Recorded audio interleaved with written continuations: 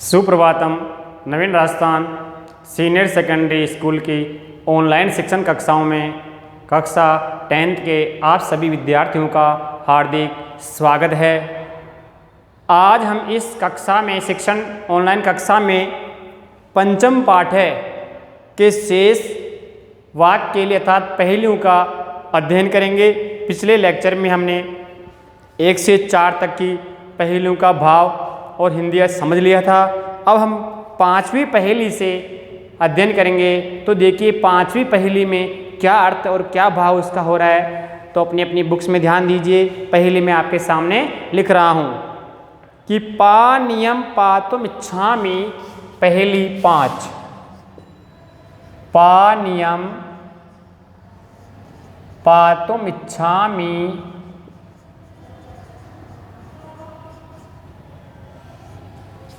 पानियम पातुम इच्छामि त्वत्तः कमललोचने।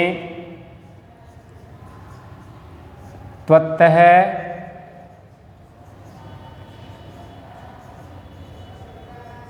कमललोचने यदि दास्यसि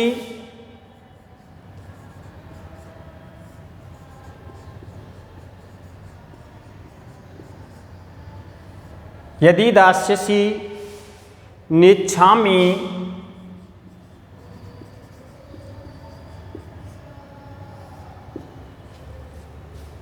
न दास्यसि पिबाम्यहम्।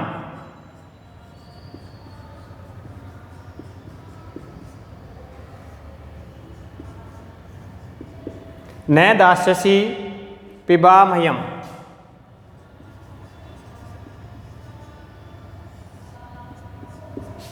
ये देखिए पानियम पातुम इच्छामि त्वत्तः कमललोचने यदि दास्यसि नेच्छामि न दास्यसि पिबा मह्यम। इस पहेली में देखो इसका उत्तर जो है इस पद में नहीं है। ये स्वपदोत्तर पहेली नहीं है। अपन कल पढ़े थे भाई पहेलियां 2 प्रकार की होती है, स्वपदोत्तर अस्वपदोत्तर। तो ये स्वपदोत्तर पहेली नहीं है, ये अस्वपदोत्तर पहेली है। यानी इसमें उत्तर जो है संधि समास श्लेष अलंकार आदि से एक विशेष अर्थ की प्रतीति हो रही है यहाँ। तो यहाँ उन अस्वपदोत्तर अर्थ प्रकट हो रहा है। अस्वपदोत्तर पहेली है और यहाँ एक संधि विशेष से एक विशेष अर्थ की प्रधानता हो रही है जिससे उस पहेली का अर्थ हमें ज्ञान करना है। अब वो देखिए कौन सी किस प्रकार से हो रही है वो अपन हल करते हैं। सबसे पहले हम पदच्छेद करते हैं। देखो इसका कि पानियम पातुम इच्छामि, पातुम प्लस इच्छा में लग हो जाएगा। त्वत्तः कमललोचने यदि दास्यसि नेच्छामि न दास्यसि पिबा मह्यम। न दास्यसि पिबा मह्यम। तो पानियम पातुम इच्छामि त्वत्तः कमललोचने यदि दास्यसि नेच्छामि न दास्यसि पिबा मह्यम। अब यहाँ नेच्छामि देखो आया, इसमें संधि है देखो न प्लस इच्छामि। ई का गुण हो रहा है ए, इक्वण बाद में आ रहा है, इस ई का गुण हो गया ए, यानी ये गुण संधि है। कौन सी है ये? गुण संधि। न दास्यसि पिबा म्यहम्, इसमें यण है पिबामि दन अहम। यहाँ इक्वण पहले आ रहा है, इस इक्वण का ई का हो गया ये, तो ये हो गई यण संधि। ये कौन सी होगी? यण संधि। तो ये 2 संधि पद हैं, एक तो न प्लस इच्छामि, पिबामि प्लस अहम, और ये दा धातु है और दास्यसि भविष्यत काल लिट लकार में मध्यम पुरुष का एक वचन है। ये जो है उत्तम पुरुष में एक वचन का क्रियापद है। अब अन्वय देखो इसका, अन्वय यानी इसमें किस प्रकार संधि से अलग अर्थ हो रहा है। और दास्यसि एक ये शब्द आया था संधि, दासी प्लस असी, यहाँ पे भी ई आ रहा है, ई का ये भी यण संधि है। ये 3 संधि पद आए थे इसमें देखो कि हे कमल लोचने, हे कमल लोचने, यानी इसमें एक नायिका को संबोधित करते हुए कवि पहेली का अर्थ प्रकट कर रहा है। त्वत्तः पानीयम, ये देखो त्वत्तः पानीयम, त्वत्तः पानीयम पातुम इच्छामि।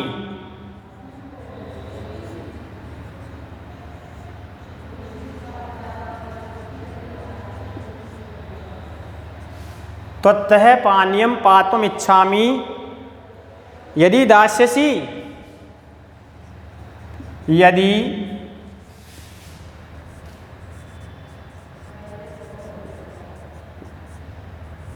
दास्यसि अर्थात वितरिष्यसि,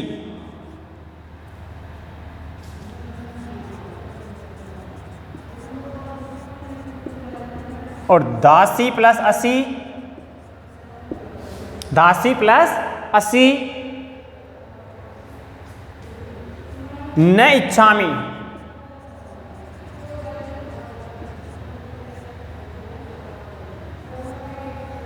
न इच्छामि,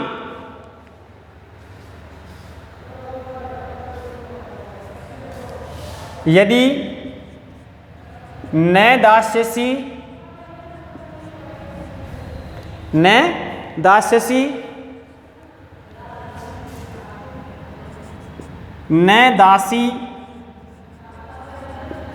प्लस असी, तो अहम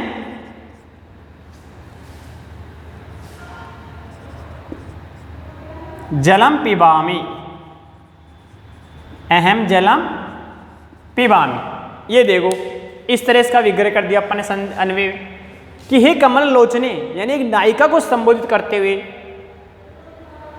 कोई व्यक्ति अर्थ को स्पष्ट कर रहा है, पहली का अर्थ बता रहा है कि हे कमल लोचे त्वत्तः पानीयम पातुम इच्छामि यदि दास्यसि वितरिष्यसि तो अहम पिबामि, और दास्यसि तो न इच्छामि अर्थात न जलम पिबामि, यदि न दास्यसि न दास्यसि तो अहम जलम पिबामि। यानी एक संधि के माध्यम से इसका अर्थ बता रहा है कि हे कमल के समान आंखों वाली नायिका स्त्री, त्वत्तः पानीयम पातुम इच्छामि, मैं तुमसे पानी पीना चाहता हूँ, मैं तुमसे जल पीना चाहता हूँ। यदि दास्यसि अर्थात वितरिष्यसि, वितरण करोगे, अर्थात अगर तुम जल मुझे पिलाओगी तो मैं जल पीऊँगा। और यदि दासी प्लस असी अर्थात दासी प्लस असी, दासी प्लस असी, दासी का मतलब किसी दास की पत्नी, अगर किसी दास की अगर तुम पत्नी हो तो अहम जलम न पिबामि, मैं तुम्हारे हाथ से जल नहीं पीऊँगा, मैं तुम्हारे हाथ से जल नहीं पीऊँगा। तो इस प्रकार ये जो दास्यसि शब्द आया, इस शब्द का अगर पूरे पद को करेंगे तो एक अलग अर्थ निकलता है इस पहेली का, और अगर इस दास्यसि पद का अगर संधि करते हैं तो संधि विच्छेद करते ही उसका विपरीत अर्थ हो जाता है। इसलिए नायक यहाँ कह रहा है कि अगर हे कमल के समान आंखों वाली नायिका, मैं तुम्हारे हाथ से पानी पीना चाहता हूँ, अगर यदि दास्यसि वितरिष्यसि, अगर तुम मुझे जल पिलाओगी, वितरण करोगी, जल दोगी, पिलाओगी तो अहम जलम पिबामि, मैं जल पीऊँगा।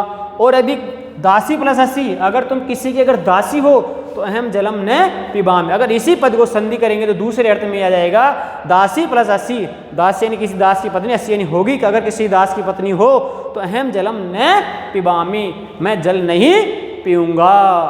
स्पष्ट? तो यहाँ संधि के आधार पर यहाँ दो अर्थ निकले, अगर दासी प्लस असी अगर अर्थ लगाते हैं तो नायक उसके हाथ से जल नहीं पीना चाहता है, और अगर दास्यसि का अर्थ लगाते हैं तो वितरिष्यसि उसका अर्थ आता है देना, जल पिलाना, तो जल पीने के लिए तैयार है। स्पष्ट? इसके बाद है कम संजगान कृष्ण का शीतल वाहिनी गंगा। छठी देखो, कम संजगान कृष्ण कम संजगान कृष्ण हैं। अब इसी में लिख लेते हैं इसके स्थान पे, इसमें बड़ा है, इसको मिटा देते हैं। देखो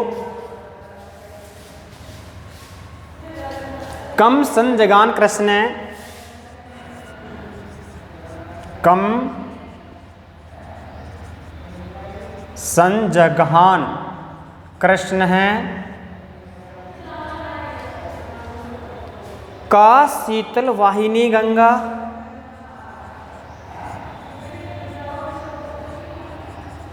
का शीतल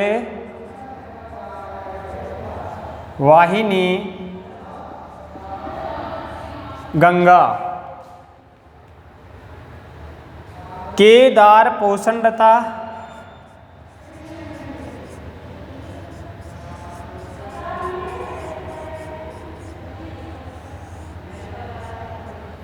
केदार पोषणरता कम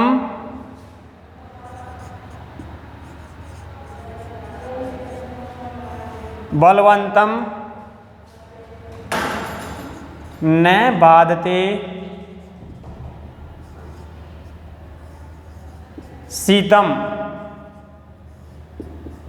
कम बलवंतम न बाधते शीतम। ये देखो कि कम संजघान कृष्ण का शीतल वाहिनी गंगा केदार पोषण रतः कम बलवंतम न बाधते शीतम, कम बलवंतम न बांधते शीतम।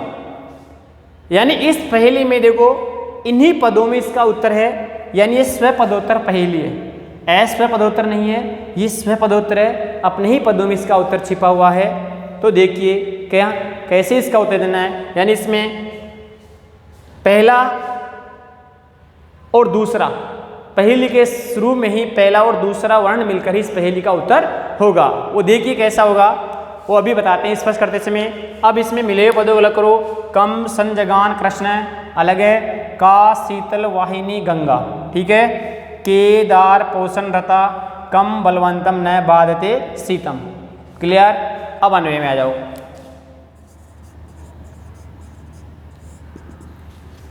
कि कृष्णम कम संजगान,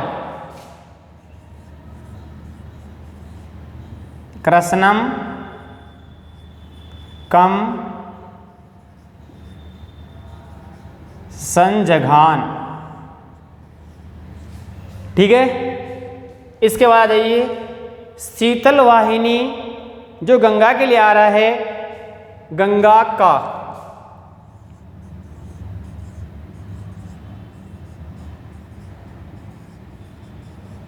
शीतल वाहिनी गंगा का, शीतल वाहिनी गंगा का और दार पोषण रता के, दार पोषण रता के, दार पोषण रता के और बलवंतम के न बाधते शीतम, कम बलवंतम शीतम न बाधते, कम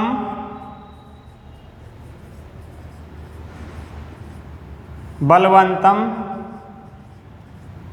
शीतम न बाधते। अब देखिए कि कृष्णम कम संजगान, कृष्ण में नहीं कंस को, कृष्ण ने कम संजगान, किसको संजगान ने मारा, कृष्ण ने किसको मारा, कृष्ण ने किसको मारा, शीतल वाहिनी गंगा का। शीतल वाहिनी गंगा कौन है, यानी शीतल वाहिनी गंगा का प्रदेश क्या है, जहाँ गंगा नदी बहती है। दार पोषण रता के, पत्नियों के भरण पोषण में लगे रहने वाले कौन हैं, कम बलवंतम शीतम न बाधते, किस बलवान को सर्दी भी पीड़ित नहीं कर सकती है, अर्थात कैसे बलवान को या किस शक्तिशाली व्यक्ति को सर्दी भी अधिक पीड़ित नहीं कर सकती है। तो इसके लिए देखिए पहले में ये स्वपदोत्तर है, इसका उत्तर इन्हीं में होगा। पहला और दूसरा पहेली का वर्ण मिलकर इसका आंसर हो रहा है कि कृष्णम कम संजगान, कृष्ण ने किसको मारा? तो पहला वर्ण है क और दूसरा से, तो कृष्णम कंसम कम संजगान कंसम, कंस को। ठीक है, मिला दिया दोनों को, कंसम कंसम, पहला और दूसरा वर्ण मिलकर उत्तर हो गया। कृष्ण ने किसको मारा? कंस को। शीतल वाहिनी गंगा का, तो इसमें देखो का और सी, काशी का प्रदेश, काशी का जो प्रदेश है वो शीतल वाहिनी गंगा से युक्त पवित्र प्रदेश माना जाता है। दार पोषण रतः के संति, अपनी पत्नियों के भरण पोषण में लगे रहने वाले कौन है? केदार है, केदार है, अर्थात किसान, कृषक जिनको बोलते हैं कृषक है। किसान हमेशा अपने भूमि के, इस मातृभूमि के कार्य में लगे रहते हैं, वो कहलाते हैं केदार। पत्नियों की भरण पोषण अर्थात इस मातृभूमि की सेवा में हमेशा लगने वाला कौन है? केदार, अर्थात किसान। कम बलवंतम न बाते शीतम, तो कम्बलवंतम यानी जिसके पास कंबल है, ऐसे व्यक्ति को सर्दी भी बाधित नहीं कर सकती है, तो कम्बलवंतम,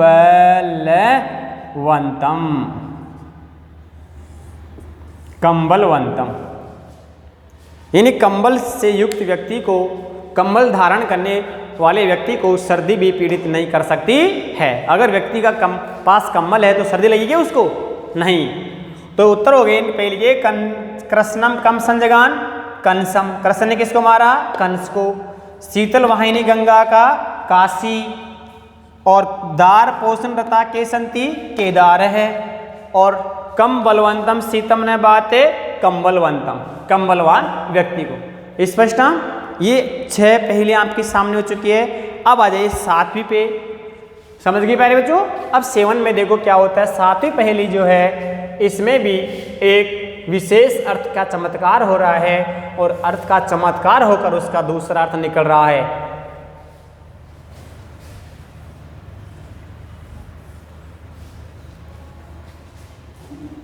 सातवीं पहेली है,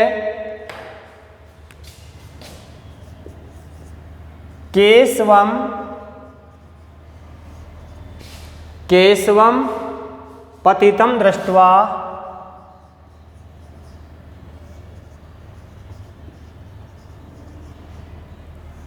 केशवम पतितम दृष्ट्वा द्रोण हर्षम उपागत, द्रोण हर्षम मुपागत,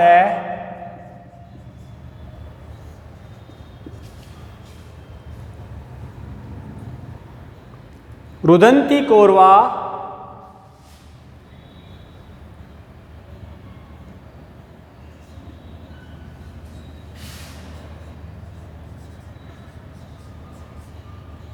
रुदंती कौरवः, रुदंती कौरवः सर्वे हा हा,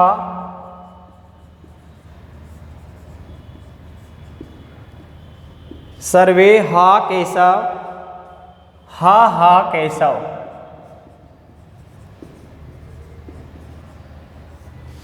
सर्वे हा हा केशव केशव।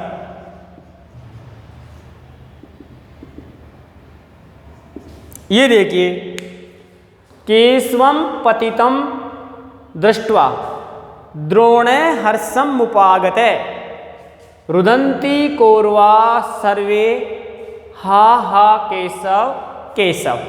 यहाँ देखो श्लेषालंकार से एक अर्थ विशेष की प्रधानता हो रही है, यानी एक अन्य अनुप्रास वगैरह अलंकार होते हैं ना, तो अलंकार में श्लेष में है एक अन्य अर्थ की प्रधानता यहाँ आ रही है उसी शब्द का, कि केशव को पतितम दृष्ट्वा द्रोण हर्षम मुपागत है, रुदंती कौरवा सर्वे हा केशव, हा हा केशव। केवल ये एक शब्द है, हर्षम धन उपागत अलग हो जाएगा इसमें से, हर्षम धन उपागत है।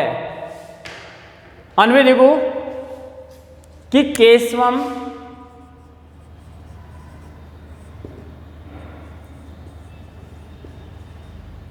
केशवम, अब जब यहां द्रोणाचार्य से संबंधित है, केशवम पतितम दृष्ट्वा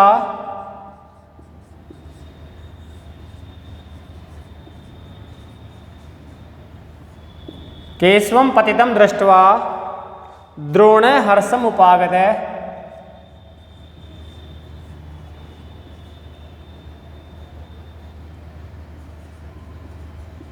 हर्षम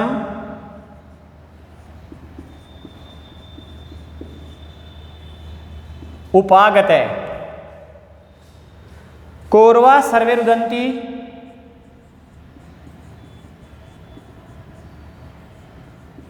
कौरवा सर्वे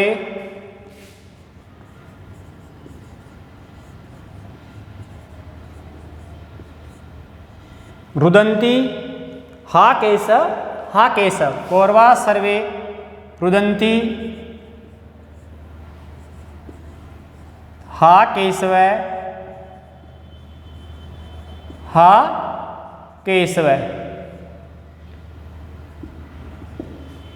ये इसमें है कि यानी इसका भाव ये हो रहा है इस पद्य का तो कि भाई युद्ध भूमि में केशव यानी कृष्ण। भाई कृष्ण का ही तो पर्यायवाची है। भाई कृष्ण को युद्ध भूमि में गिरा हुआ देकर के द्रोण हर्ष से उसके समीप जाते हैं। गुरु द्रोणाचार्य हर्ष पूर्वक उसके समीप जाते हैं और सारे कौरव रोते हुए कहते हैं हा केशव, हाय केशव, हाय केशव। तो ये क्या जो अर्थ आ रहा है इस पहेली का, ये क्या अर्थ सटीक है, क्या सार्थक है, क्या नहीं है ना। भाई केशव जो कृष्ण जो किसकी तरफ से युद्ध लड़ रहे थे, कौरवों की तरफ से लड़ रहे थे ना। तो कौरवों की तरफ से लड़ेंगे तो कौरव क्यों रोएंगे, कौरव तो खुश होंगे ना। भाई शत्रु पक्ष तो खुश होगा और द्रोण उसके समीप क्यों जाएंगे, नहीं जाएंगे ना। इसलिए इसका एक दूसरा अर्थ निकल रहा है, ये पहेली का अर्थ नहीं है। इस पहेली में एक अलंकार की दृष्टि से एक विशेष अर्थ की प्रधानता हो रही है। वो देखिए कैसे यहाँ शब्दालंकार है, यानी एक शब्द का अर्थ विशेष प्रकट हो रहा है। यहाँ पर केशव पतितम दृष्ट्वा, के का मतलब होता है जल। के का यहाँ अर्थ है जल में, सप्तमी का अर्थ है के यानी जल में। सवम यानी सव को, मृत शरीर को, मृत शरीर को देख करके। तो यहाँ केशव जो शब्द है उस केशव का तो अर्थ हुआ जल में तैरते मृत शरीर, जल में तैरते मृत शरीर। और द्रोण शब्द का अर्थ है यहां कौवा। द्रोण शब्द का अर्थ है कौवा, काक है। द्रोण शब्द का अर्थ हुआ कौवा। और कौरवा, कौरवा शब्द का अर्थ हुआ सृगालहा। कौरवा जो शब्द है उसका अर्थ है सृगालहा, सृगाल। ये इसका एक शब्दों का अर्थ अलग अर्थ आ रहा है, यहाँ पे शब्दार्थ आ रहा है। तो केशव शब्द का अर्थ हुआ जल में तैरते हुए मृत शरीर, और द्रोण का अर्थ यहाँ कौवा है, और कौरवा शब्द का अर्थ सृगाल है यहाँ। तो यह इस पहेली का अर्थ हो रहा है भाई केशव, केशव का मतलब जल में तैरते हुए शव को गिरा हुआ देख करके, यानी कोई नदी विशेष पास में बह रही है और उसमें कोई मृत शरीर बह कर जा रहा है, और उस मृत शरीर को देख करके द्रोण यानी जो कौवे रूपी भक्षक है वो हर्षपूर्वक उसके ऊपर जाकर बैठ जाते हैं, उसके समीप पहुंच जाते हैं। और जो कौरवा है और उस वन में जो भटक रहे जो सृगाल है वो उसको देखकर रोना प्रारंभ कर देते हैं। क्या कहते हुए, हाय जल में सव गया, हाय जल में सव चला गया। समझ में आया। तो ये देखो तीनों अर्थों का जो तीन शब्द थे, इन तीनों शब्दों का एक विशेष अन्य अर्थ के प्रदान तो इन्हें एक विशेष अर्थ आ रहा, दूसरा ही अर्थ आ रहा है। इसलिए दूसरे अर्थ से इस पहेली का अर्थ आ रहा है, पहले इस पहेली के सार्थक अर्थ से पहेली का अर्थ नहीं आ रहा है। इसलिए इस दूसरे अर्थ यानी अलंकार के प्रयोग से इसमें एक विशेष अर्थ की प्रधानता हो रही है और एक विशेष अर्थ से पहेली का अर्थ निकल रहा है। इसलिए कहा गया है कि केशव के यानी होता है जल में सव यानी तैरते हुए शरीर को, जल में तैरते हुए शरीर को देख करके द्रोण रूपी जो कौवे हैं पेड़ पर बैठे हुए थे, वहीं वो पेड़ पर बैठे हुए कौवे तो प्रसन्न हो जाते हैं, क्योंकि अगर सरगाल उसको खाने देते क्या, नहीं, वो तो जाकर शव के समीप पहुंच जाते हैं और उसी वन में जो शव के लिए झगड़ रहे जो सरगाल रूपी कौरव हैं, वो बहते हुए शव को देख करके विलाप करना प्रारंभ करते हैं, हा केशव, हा केशव। स्पष्ट हम। अब देखिए आगे, अमुकम अपदो दूरगामी, पहली संज्ञा 8 है। अपदो दूरगामी,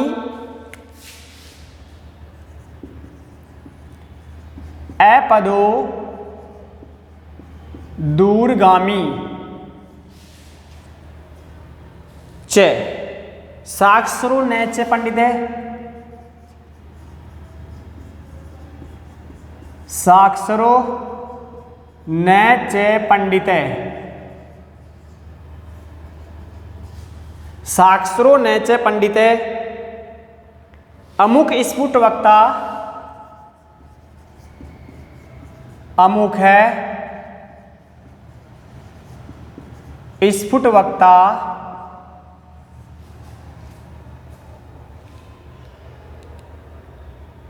च यो जानाति,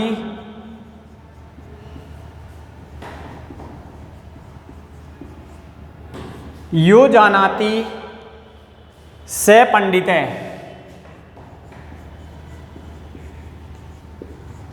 यो जानाति से पंडित है। अब देखिए यहां पे कि अपदो दूरगामी च साक्षरो न च पंडित है, अमुक स्फुट वक्ता च यो जानाति से पंडित है। सभी पद अलग अलग है।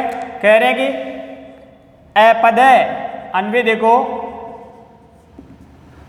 अपद है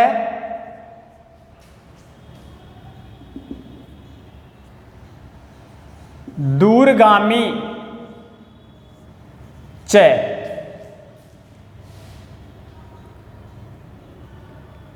साक्षर ने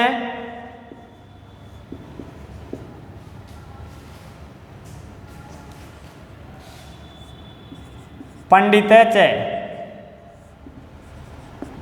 साक्षर ने पंडित च।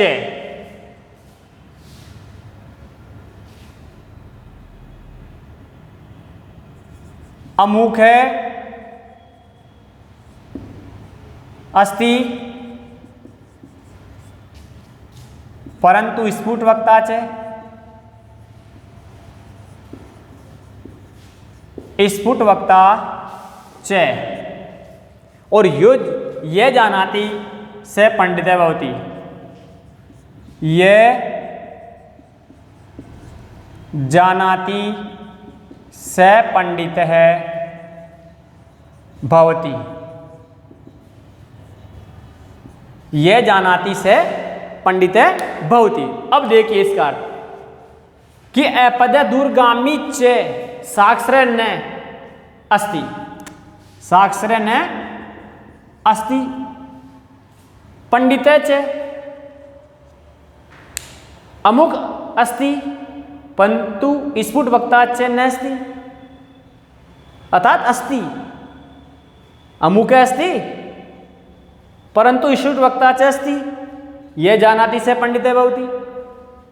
यानी इसमें कह रहा है कि अमुक है अपद है, यानी बिना पैर वाला, बिना पैर वाला, बिना पैर वाला हूं, दूरगामी, दूर तक चला जाता हूं, यानी जिसके पैर नहीं है लेकिन दूर तक पहुंच जाता है, बिना पैर वाला हूं लेकिन दूर तक चलकर पहुंच जाता हूं।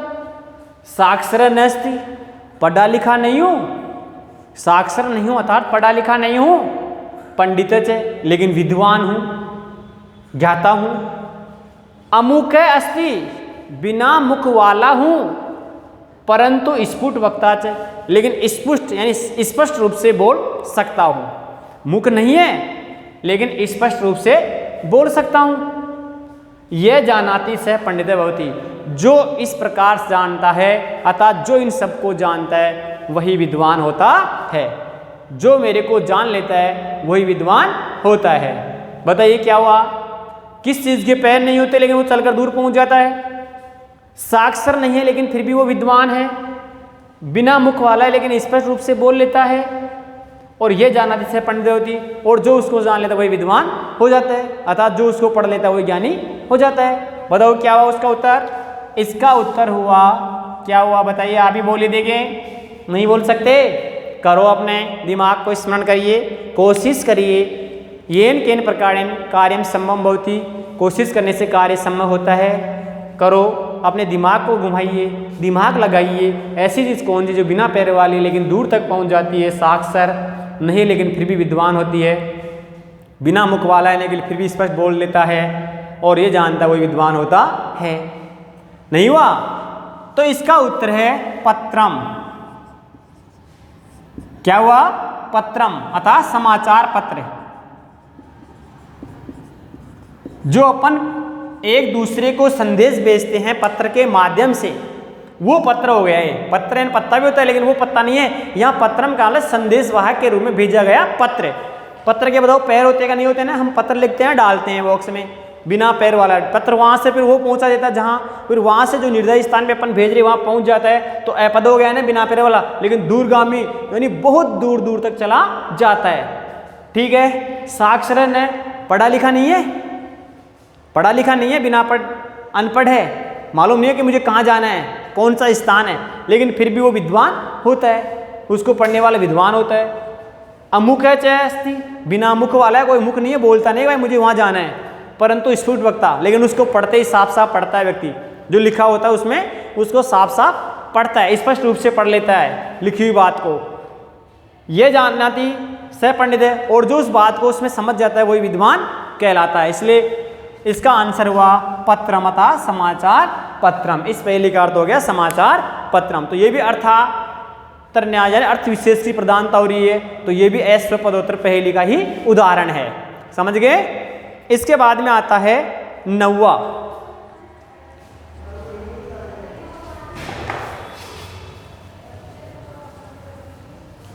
पहेली नंबर 9 देखो।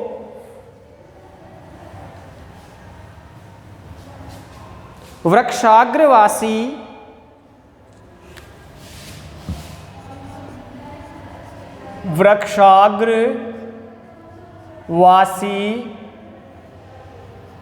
न च पक्षीराज।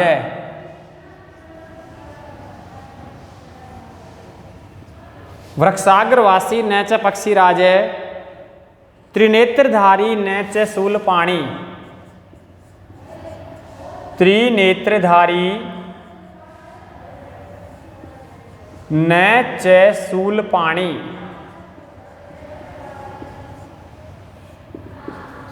त्रिनेत्रधारी न च शूलपाणी, जलम च बिभ्रन।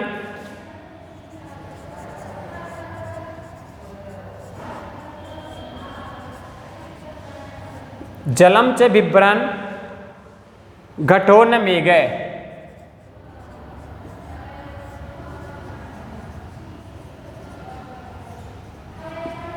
जलम च बिभ्रन घटो न मेघ है, त्रिनेत्रधारी न च शूलपाणी। त्रिनेत्रधारी न च शूलपाणी।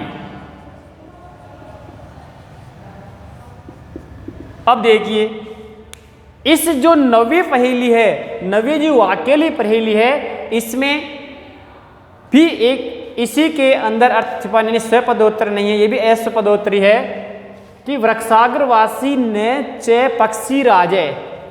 अलग अलग है कि वृक्षाग्रवासी न च पक्षीराज, त्रिनेत्रधारी न च शूलपाणी, जलम च बिभ्रन घटो न मेघ। त्रिनेत्रधारी न च शूलपाणी। इसमें भी इस पहेली में से अर्थ नहीं है, इसका भी हमें पढ़कर ही अर्थ ढूंढना है। देखो अन्वय है कि वृक्षाग्रवासी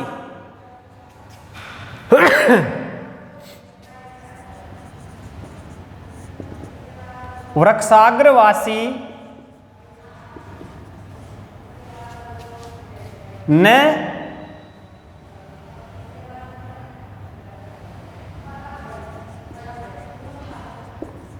पक्षीराज है अर्थात गरुड़ है।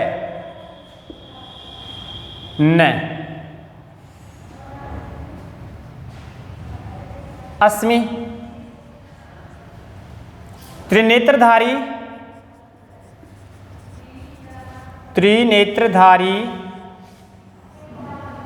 च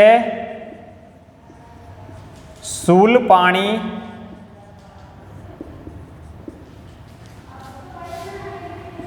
अर्थात शिव। नैस्मि जलम च बिभ्रन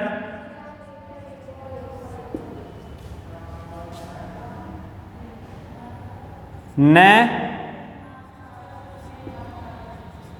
घट मेघ।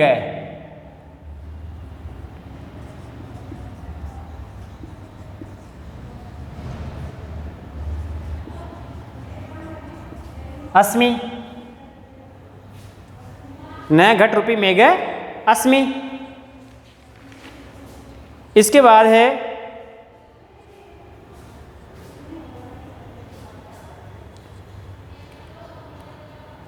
त्वग वस्त्रधारी। इसमें ये लाइन दोबारा लिखनी है आपको। त्वग वस्त्रधारी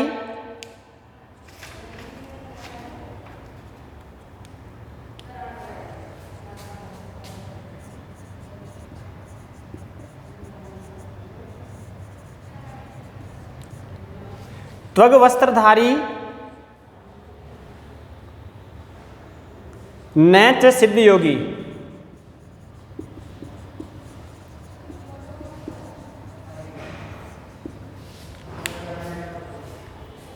त्वग त्वग का मतलब था छाल। त्वग वस्त्रधारी च न सिद्ध योगी अस्मि। ये इसका अन्वय हो गया। वृक्षाग्रवासी न च पक्षीराज त्रिनेत्रधारी न च शूलपाणी और जलम च विभ्रन घटो न मेघ त्वग वस्त्रधारी न च सिद्ध योगी। इसमें ये लाइन अपन ने दोबारा लिख दी थी तो ये मैंने शुद्ध कर दिया आपके सामने। ये अलग लाइन थी जो आपके शुद्धिकरण कर दिया। त्वग वस्त्रधारी न च सिद्ध योगी यानी इसमें इस पहेली में स्वपदोत्तर नहीं है, स्वपदोत्तर है। इसमें भी एक अर्थ के अनुसार इस पहेली का अर्थ हमें मालूम होगा कि वृक्षाग्रवासी, ये अन्वय कर दिया आपके सामने कि वृक्षाग्रवासी न च पक्षीराज है अर्थात पक्षीराज गरुड़। नैस्मि त्रिनेत्रधारी न शूलपाणी शिव चस्मि जलम च बिभ्रन न घटे रूपी मेघ अस्मि। त्वग वस्त्रधारी न च सिद्ध योगी अर्थात सन्यासी अस्मि। तो इसका अर्थ जो है अपन अगले वाले लेक्चर में करेंगे। इसके पहले आप अपना होमवर्क नोट करिए, अपनी नोटबुक निकालो और उसमें गृह कार्य नोट करिए। गृह कार्य में आपको देखो पाठ 5 के पहेली 6 से 9 तक का प्रसंग हिंदी भावार्थ हल करो। ये आपको गृह कार्य में नोट करना है। पाठ 5 के पहेली 6 से 9 तक का प्रसंग हिंदी भावार्थ आपको हल करना है। अब 9 में आपको 8 तक ही करना है क्योंकि आपको 9 अभी बताई जाएगी और इसमें 5 से करना क्योंकि 4 तक ही दिया था, 5 से 8 ही करनी है। 9 और 10 का भी बताएंगे अगले लेक्चर में। थैंक यू, धन्यवाद।